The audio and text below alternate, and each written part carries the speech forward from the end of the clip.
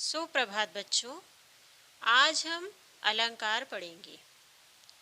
अलंकार का सामान्य अर्थ है आभूषण या गहना। जिस प्रकार आभूषण से शरीर की शोभा बढ़ती है, उसी प्रकार अलंकार से काव्य की शोभा बढ़ती है। अर्थात अलंकार शब्द का अर्थ है वह वस्तु जो सुंदर बनाए या सुंदर बनाने का साधन हो। साधारण बोलचाल में आभूषण को अलंकार कहते हैं।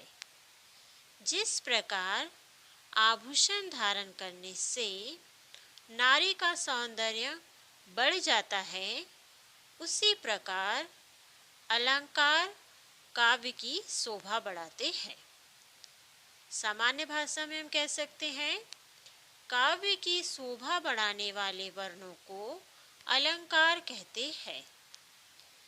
आचार्य रामचंद्र शुक्ल के अनुसार जिस प्रकार आभूषण धारण करने से नारी की शोभा बढ़ती है, वैसे ही अलंकार के प्रयोग से कविता की शोभा बढ़ती है।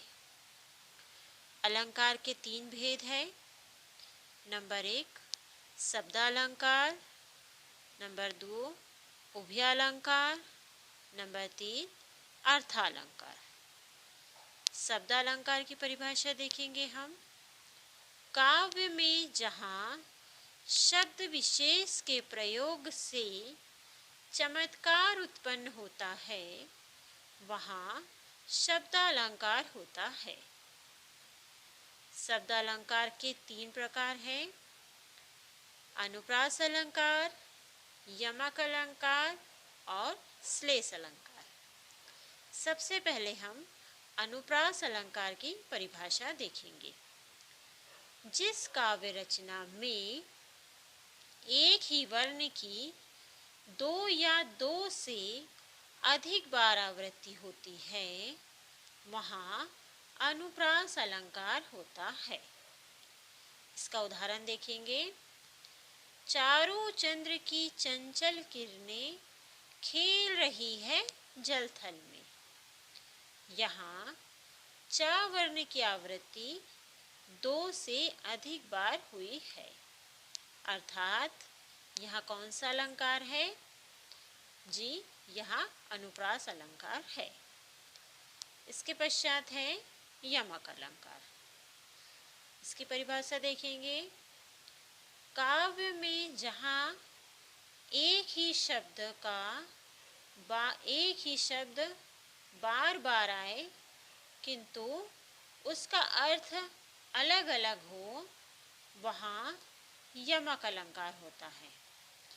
यमक अलंकार का उदाहरण देखेंगे हम। कनक कनक ते 100 गुनी मादकता अधिकाय, या खाए बौराए नर व पाए बौराय। यहाँ कनक शब्द के 2 अलग अलग अर्थ निकलेंगे। पहला कनक का अर्थ है धतुरा और दूसरा कनक का अर्थ होता है सोना। इसके पश्चात देखेंगे हम श्लेष अलंकार। श्लेष का अर्थ है चिपकना या चिपका हुआ। श्लेष अलंकार में एक ही शब्द के 2 या 2 से अधिक अर्थ होते हैं, वहाँ श्लेष अलंकार होता है। इसका उदाहरण देखेंगे। रहीमन पानी राखिए बिन पानी सब सून, पानी गए न ओबरे मोती मानुष चून। यहाँ पानी शब्द एक ही है, परंतु मोती मनुष्य और चून के संबंध में इनके अर्थ अलग अलग है। मोती का अर्थ है चमक, मनुष्य के संबंध में कहा गया है मान सम्मान, और चून के संबंध में कहा गया है रंग का बदलना। तो बच्चों, आज हमने देखा अलंकार क्या है, अलंकार की परिभाषा, अलंकार के भेद एवं उनके प्रकार।